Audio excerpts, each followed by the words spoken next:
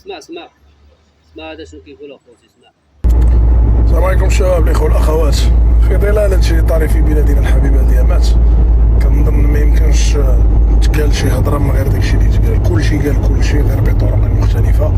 دونك ندوزو للموضوع، لان الحاجه اللي شخصيا انا مبرسطاني هي احنا باقيين كنناقشوا. كاين شي ناس دوكا باقيين كيناقشوا مشروعيه المطالب، واش سلميه واش حضاريه واش ماشي سلميه واش العنف واش.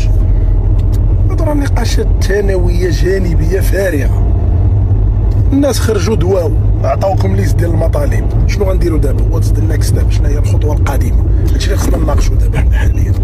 والواعره في هادشي هي ان هاد الناس اللي خرجوا بغض النظر على شكون هما وشنو هي الماهيه ديالهم، وما باغيينش يتناقشوا معكم في هاد المطالب. نتوما بالنسبه ليهم فشلتم في المهمه. نتوما غير معنيين بالامر. طرقوا علينا زلايفكم وجيبوا لينا شكون يهضر معانا. هادشي اللي تيقولوا لكم هما. دونك الناس اللي مازال كيناقشوا وباغيين يحروا وباغيين يبروا وباغيين تيقول لك لا، وهاد الناس خرجوا داروا صداع هنا وداروا العنف هنا. العنف اخويا راه ما يمكنش يبرر شي واحد، راه غير حمق اللي غادي يبرر العنف. ولكن واش هو نتيجه ديال واحد التراكمات؟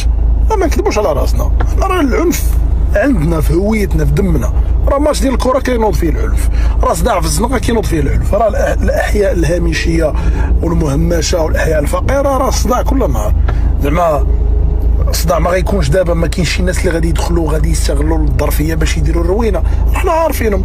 والسلطات خصها تتعامل معاهم. زعما هادشي راه ساهل، هادشي راه ما كاينش اللي غادي ما يتفقش معاك فيه. وخليونا من اللالوليه الفارغه وهضروا معنا في العامر. شنو غنديروا دابا؟ شنو دابا الحكومه باش تحل هذا المأزق اللي هي فيه، هذه الازمه اللي حنا فيها، اشنو غدير؟ هذا هو النقاش الوحيد اللي باغي انا نسمع، ما بغيتش نسمع شي تخربيق اخرى. على العموم رايي الشخصي اللي كيهمني بوحدي اللي غنشاركو معكم، يقدر يعجب الناس يقدر ما يعجبهمش. كنظن حان الوقت اللي ريح جديد، سفل جديد عينا. انا ولد سعدو جماعه، انا ماشي جنزاد. من نهار عقلت وانا في السياسه كنشوف نفس الكمامر، نفس الديناصورات، نفس السميات، نفس الاحزاب.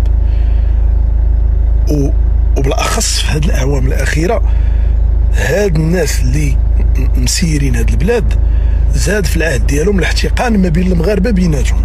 ولا المغربي كيحشم يدوي على شي حاجه شي انجاز دارته بلادو لان غيقولوا عليه زليجي، وفي الجهه المقابله مغربي اخر كيحشم يدوي على شي حاجه اللي خايبه وضاره في بلادو لان غيقولوا ليه انت خائن وعدو الوطن. اخويا حطوا دوك السوارت وعطيو له تيساع وخليونا نتنفسوا، نبدلوا التعازيله ديال الكارطه. واخا ما عارفيناش فاش غتخرج، ولكن نتوما راه طلعتوا لنا في راسنا. الله يجعل